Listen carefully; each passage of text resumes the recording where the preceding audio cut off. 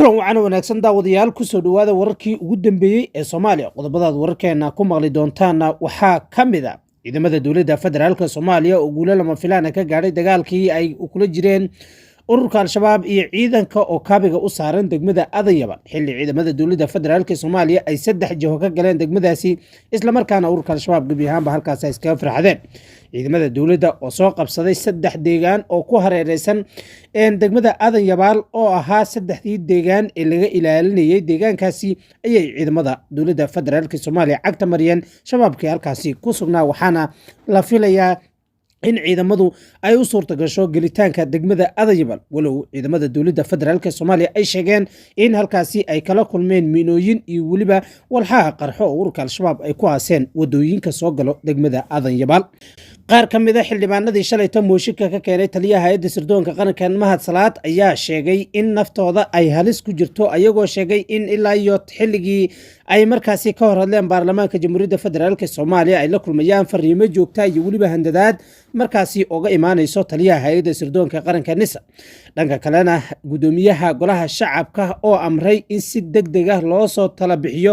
ama looga tala bixiyo halista amni ee soo wajahday xildhibaanada baarlamaanka jamhuuriyadda federaalka Soomaaliya dowladda ayaa ilaa iyo haatan aan wax wara ka soo saarin waxa sababay in dabley hubeysan ay soo galaan xayndaabka madaxtooyada wadanka Soomaaliya laamaha ammaanka ayaa gacanta ku dhigay nin markaasi ujeedkiisu ahaa inuu isku qarxiyo madaxweynaha wadanka Soomaaliya kaasi oo laga qabtay xayndaabka madaxtooyada waxaana ninkani uu watay ID cadeynaya inuu ka tirsan yahay hay'adda sirdoonka qaranka NISA ninkan oo laamaha ammaanka ay su'aalo ka weydiiyeen sababta markaasi ku kaliftay inuu soo galo ama u fududeysay inuu soo galo xayndaabka madaxtooyada ayaa waxa uu sheegay inuu taliyaha hay'adda sirdoonka qaranka NISA Mahad Salaad uu og yahay ayadana halkan ayaan idinku soo gudbin doonaa waxyaabihii dhaxmaray laamaha ammaanka iyo waliba ninkan markaasi ka tirsan ururka al-shabaab ee wata ID-ga hay'adda sirdoonka qaranka NISA dhanka kalena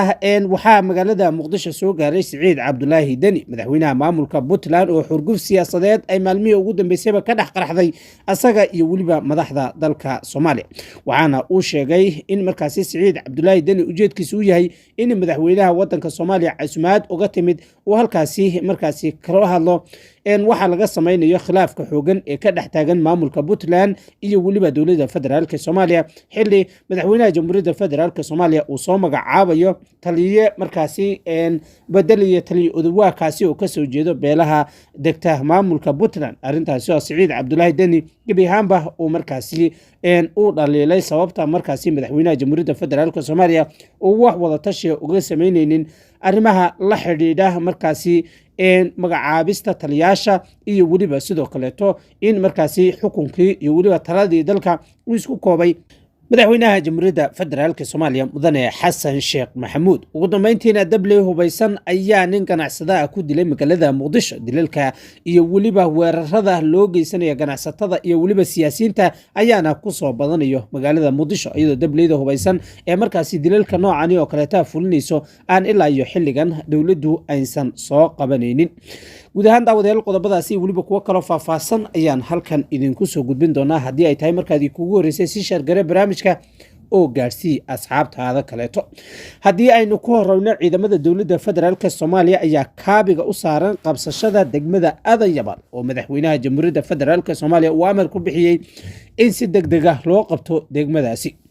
ciidamada ayaa ilaa iyo shalayto waxa ay wadeen guluf colaadeed oo markaasi ay ciidamadu ka soo ruqansadeen dhanka markaasi deegaanka Masjid Ali Guduud iyo waliba sidoo kale deegaanka Owdhiigle oo dhawaan ciidamadu ay gacanta ku dhigeen si kastaba ciidamada dowladda federaalka Soomaaliya ayaa qabsaday deegaano markaasi ay ka mid tahay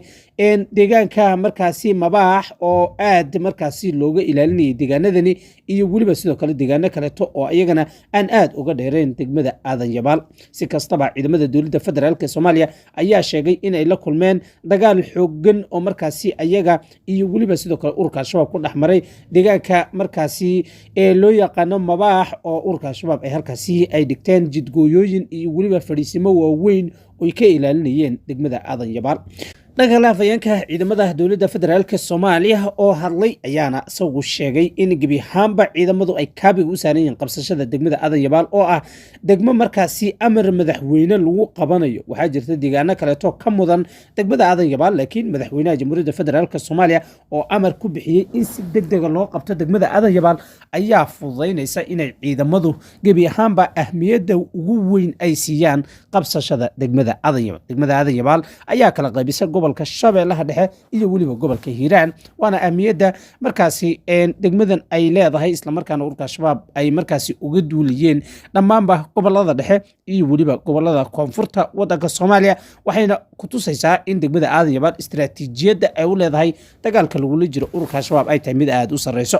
madaxweynaha ayaa marar badan ciidamada ku amray in la qabto degmadani. ugu dambeynna ciidamadu waxay sheegeen in wax ka yar 7 kilomitir ay u jiraan degmada Aadan Yabaal, ayagoo 3 jiho ka soo galay degmadaasi. waxaana ilaa iyo shalayto degmada Aadan Yabaal ka socdo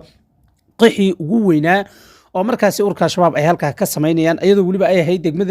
degmadii dhaawacyada mas-uuliyiinta ugu sarreeya ururka iyo waliba sidoo kaleeto kuwa soo qalinjabiyaba markaasi halkaa lagu howlgelinayay sifa ay dagaal ula galaan ciidamada dowladda federaalka ee Soomaaliya.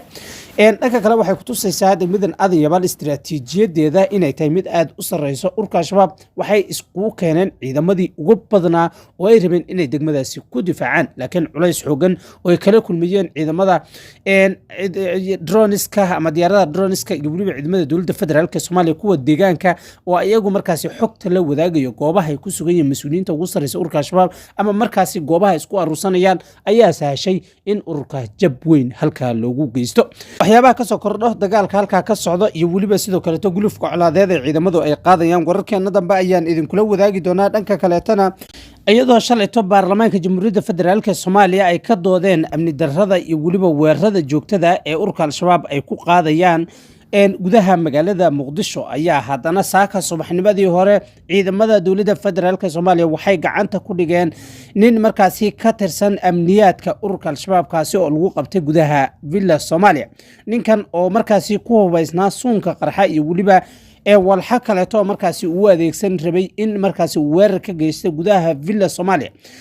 isla markaana watay ID-ga hay'adda sirdoonka qaranka NISA ayay ciidamada dowladda federaalka Soomaaliya gacanta ku dhigeen. ninkan ayaa ujeedkiisu ahaa inuu isku qarxiyo madaxweynaha jamhuuriyadda federaalka Soomaaliya, sida ay sheegeen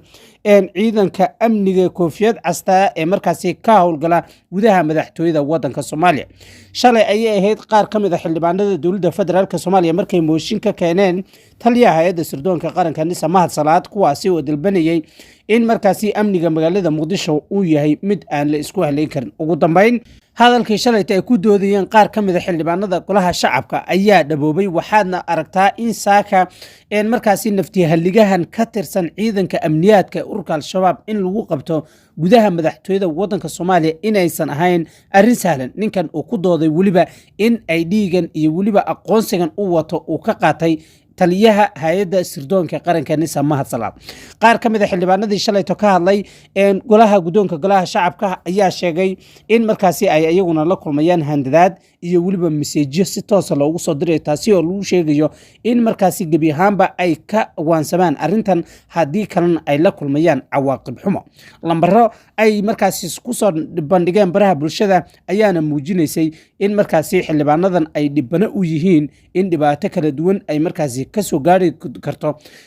taliyaha hay'adda sirdoonka qaranka NISA Mahad Salaad iyo qaar kaleeto oo markaasi aan la garanayn ayaguna lambaradan sida tooska u soo wacayo oo sheegayo in markaasi ay og yihiin goob kasto ay ka degeen magaalada Muqdisho iyo waliba in markaasi ay naftooda ku waayi karaan mooshinkan ay ka keeneen taliyaha hay'adda sirdoonka qaranka NISA Mahad Salaad. guddoonka golaha shacabka Sheekh Aadan Madoobe oo amray in si degdeg ah loo tala bixiyo waxa sababay amni darrada iyo waliba sidoo kale dhibaatada soo wajahday baarlamaanka jamhuuriyadda federaalka Soomaaliya. shalayto xildhibaanadu waxay ka hadleen inay la kulmaan jagboyntiyo markaasi ayaga loo dhigtay. wuxuu sheegay mid ka mid ah xildhibaanada golaha shacabka oo shalayto ka hor hadlay guddoonka golaha shacabka hortiisa in markaasi uu soo baxay oo gurigiisa ka soo baxay 2 saac oo subaxnimo hoolka baarlamaankana uu soo gaaray 4 saacadood 2 saacadood ayuuna ku jiray wadada dhexdeeda arrintaasi oo gebi ahaanba mamnuuc ka ah in xildhibaan sidaasi lagu baaro gudaha magaalada muqdisho iyo guud ahaanba dalka xildhibaanadu waxaan ognahay in ay yihiin kuwii mathalaya shacbiga Soomaaliyeed walow ay ka heliyeen xilligii doorashada lagu jiray laakiin haddana waa xildhibaano Soomaaliyeed oo markaasi mathalaya mid kasta shacbigii laga soo doortay dhanka kale waxaad arkaysaa guddoonka golaha shacabka arrintan uu ku soo qoray page-ka markaasi ay leeyihiin golaha shacabka waxay ku tusaysaa in guddoomiyaha laftirkiisu uu dhibano u yahay koox aan la garanayn isla markaana uu dhibaatooyin kala duwan uu kala kulmo maritaanka wadada dheer ee soo aado markaasi xafiiska ama hoolka baarlamaanka jamhuuriyadda federaalk ee Soomaaliya si kastaba shaki weyn iyo waliba kala shaki ayaa ka taagan gudaha magaalada Muqdisho gaar ahaan madaxtooyada wadanka looga arrimiyo waxaana arrintan ku tusaysaa in amnigii dalka uu gebi ahaanba gacanta ka baxay marar badan ayaanu ka soo sheegaynay in magaalada Muqdisho ay ka jiraan dabley hubaysan oo si toos uga marqaato taliyaha hay'adda sirdoonka qaranka NISA waxaa horey loo sheegay in taliyaha laftirkiisu uu xiriir dhow la leeyahay kooxda ururka al-shabaab gaar ahaan kooxda amniyaadka oo markaasi nin asaga in adeerkii uu u taliyo mahad karatay dhanka kaleeto waxaa iyadna isa soo tarayso in markaasi shirar ay qaban lahaayeen golaha wasiirada iyo waliba xukuumadda dalka Soomaaliya in gebi ahaanba la baajiyay kadib markii la qabtay ninkan hubaysan ee watay ID-ga hay'adda sirdoonka qaranka NISA madaxweynuhu waxa uu guddi u saaray sidii loo soo baari lahaa waxa sababay in markaasi ururka al-shabaab ay soo galaan xayndaabka madaxtooyada laakiin gebi ahaanba arrintaasi kuma filla waxaa loo baahan yahay khubaro madax bannaan oo markaasi ka madax bannaanba hay'adaha amniga ee dalka Soomaaliya in ay arrintaasi baaritaan dheeraada ay ku samayso madaxweynaha maamulka Puntland Siciid Cabdulaahi Dani ayaa soo gaaray magaalada Muqdisho iyadoo la filayo in madaxweynaha uu markaasi kulan la qaato madaxweynaha jamhuuriyadda federaalka Soomaaliya oo maalmihii ugu dambeysayba uu u diriyay eedeymo xoogan oo la xiriira in madaxweynaha uu isku koobay taladii dalka arrintaasina ay gebi ahaanba u kala kulmi doono cawaaqib xumo madaxweynaha maamulka Puntland oo ka hor hadlayay golihiisa wasiirada ayaa sheegay in gebi ahaanba wax wada shaqayna aysan dhex mari karin madaxweynaha jamhuuriyadda federaalka Soomaaliya iyo waliba ra'iisul wasaare Xamza Cabdi Barre asagoo ku eedeeyay waxa ay wadaan inay tahay gebi ahaanba arrin markaasi kala geyn karta maamulada dalka iyo waliba dowladda federaalka Soomaaliya si kastaba Siciid Cabdulaahi Dani oo casuumaad rasmi ka helay madaxweynaha jamhuuriyadda federaalka Soomaaliya ayaa soo gaaray magaalada Muqdisho iyadoo la filayo in Siciid Cabdulaahi Dani iyo waliba madaxweynaha ay ka wada hadlaan arrimo la xiriira masiirka dalka iyo waliba xilal markaasi oo magacaabay madaxweynaha jamhuuriyadda federaalka Soomaaliya arrintaasi cara ku abuurtay maamulka Puntland iyo waliba maamulka Koonfur Galbeed madaxweynaha ayaa magacaabaya 3 taliye oo bedel doona taliyaasha ciidamada wadanka Soomaaliya kuwooda ugu sareeyo iyadoo taliyaha ciidamada wadanka Soomaaliya laga soo xuli doono ciidanka BSF ta ee maamulka Puntland arrintaasi oo gebi ahaanba Siciid Cabdulaahi Dani uu gaashaanka u daray waxaana uu sheegay in aan loo baahnayn xilligan in ciidamada maamulka Puntland sida gaarka u tababaran in lagu milmo ama markaasi gebi ahaanba la soo fargeliyo sifa loo burburiyo ciidanka maamulkiisa waana arrinta keentay khilaafka ugu weyn ee ka dhex qaraxay maamulka Siciid Cabdulaahi Dani iyo waliba madaxweynaha jamhuuriyadda federaalka Soomaaliya dawadayaal waxyaabaha ka soo kordho kulanka madaxweynaha maamulka Puntland iyo madaxweynaha jamhuuriyadda federaalka Soomaaliya qaybaha dambe ee wararkeena ayaan idinku soo gudbin doonaa tan iyo kulanti dambe nabadgelyo